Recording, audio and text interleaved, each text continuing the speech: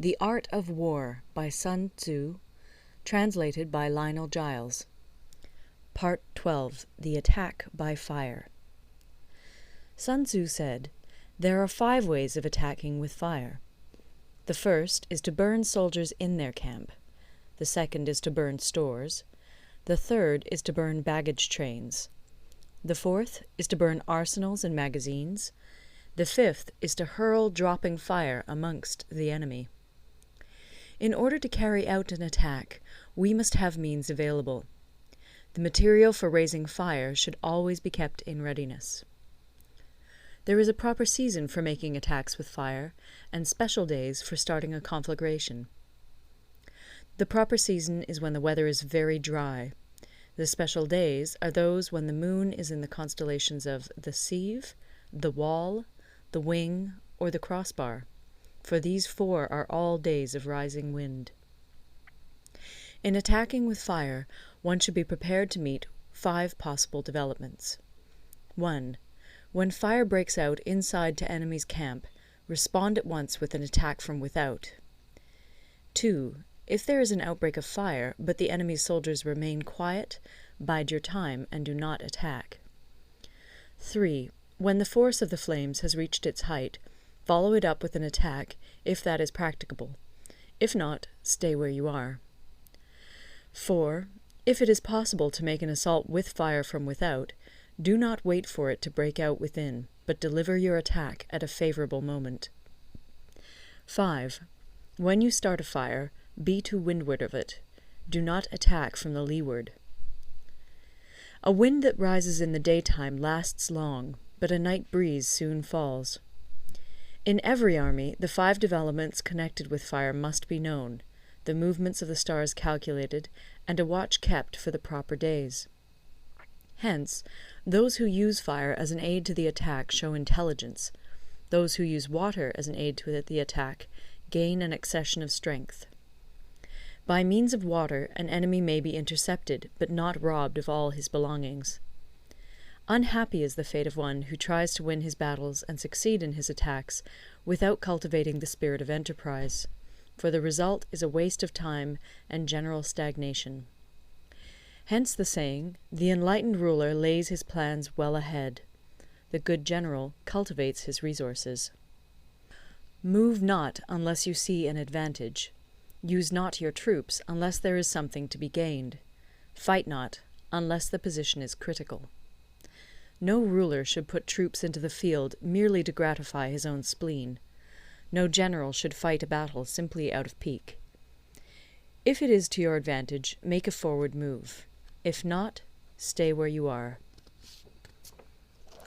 Anger may in time change to gladness. Vexation may be succeeded by content. But a kingdom that has once been destroyed can never come again into being, nor can the dead ever be brought back to life. Hence the enlightened ruler is heedful, and the good general full of caution. This is the way to keep a country at peace and an army intact. End of Part 12. Part 13. The Use of Spies. Sun Tzu said, "Raising a host of 100,000 men and marching them great distances entails heavy loss on the people and a drain on the resources of the state. The daily expenditure will amount to 1,000 ounces of silver. There will be commotion at home and abroad, and men will drop down exhausted on the highways. As many as 700,000 families will be impeded in their labor. Hostile armies may feast each other for years, striving for the victory which is decided in a single day. This being so, to remain in ignorance of the enemy's condition simply because one grudges the outlay of 100 ounces of silver in honours and emoluments is the height of inhumanity. One who acts thus is no leader of men, no present help to his sovereign, no master of victory. Thus, what enables the wise sovereign and the good general to strike and conquer and achieve things beyond the reach of ordinary men is foreknowledge. Now, this foreknowledge cannot be elicited from spirits. It cannot be obtained inductively from experience, nor by any deductive calculation. Knowledge of the enemy's dispositions can only be obtained from other men. Hence the use of spies, of whom there are 5 classes. 1. Local spies. 2. Inward spies. 3. Converted spies.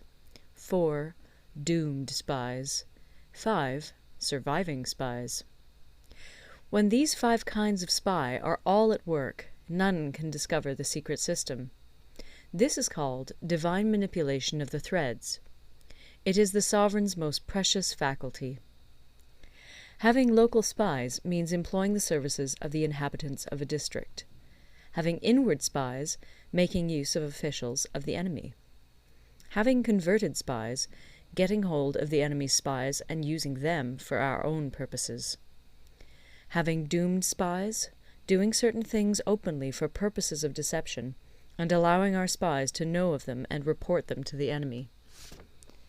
Surviving spies, finally, are those who bring back news from the enemy's camp. Hence it is that none in the whole army are more intimate relations to be maintained than with spies. None should be more liberally rewarded. In no other business should greater secrecy be preserved. Spies cannot be usefully employed without a certain intuitive sagacity. They cannot be properly managed without benevolence and straightforwardness.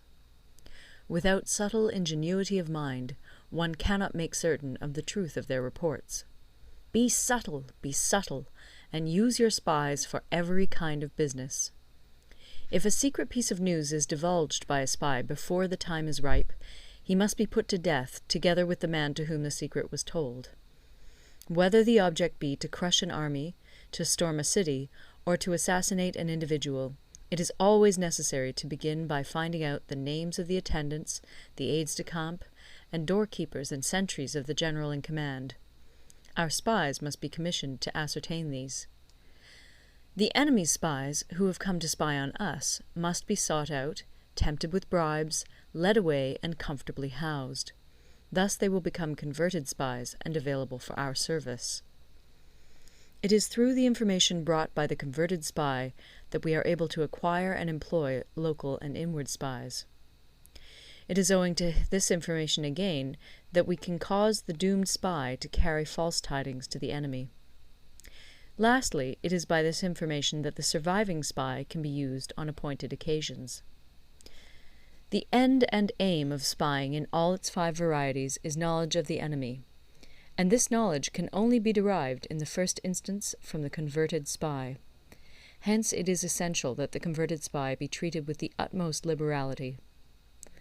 Of old, the rise of the Yin dynasty was due to Yi Qi, who had served under the Xia.